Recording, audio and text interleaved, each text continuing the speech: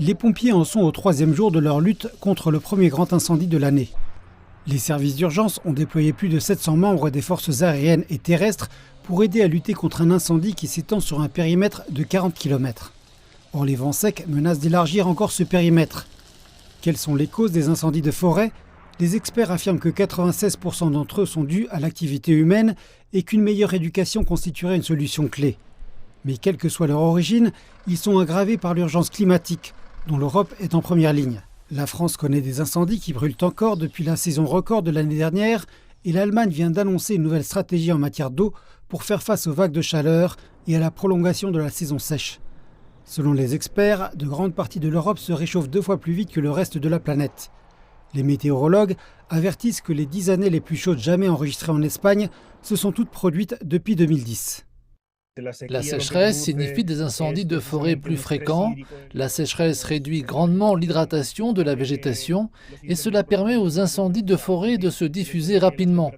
La chaleur des incendies cause une évaporation plus rapide de l'eau et cela aggrave la sécheresse. C'est un processus qui crée une rétroaction. Les incendies de forêt intenses sont très dommageables à de nombreux égards.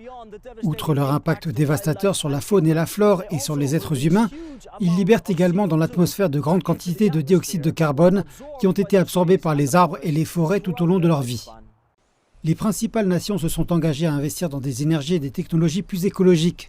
Hier encore, l'Union européenne a décidé de mettre fin aux moteurs à combustion fossile d'ici 2035. Une nouvelle plus positive est que les émissions mondiales de dioxyde de carbone ont augmenté de moins de 1% l'année dernière, mais les experts du climat affirment qu'il reste encore beaucoup à faire. Je dirais que nous avons pris un bon départ, mais seulement un bon départ. Tous ces changements sont le fait de pays riches qui ont les ressources et le soutien nécessaires pour agir différemment, mais ces pays riches doivent commencer à aider les pays plus pauvres, les nations émergentes et les petits États insulaires en développement pour que la transition s'effectue à l'échelle mondiale. Des solutions mondiales pour un problème mondial. Comme l'affirment les experts, si nous n'agissons pas maintenant, des scènes comme celle-ci deviendront encore plus fréquentes sur toute la planète.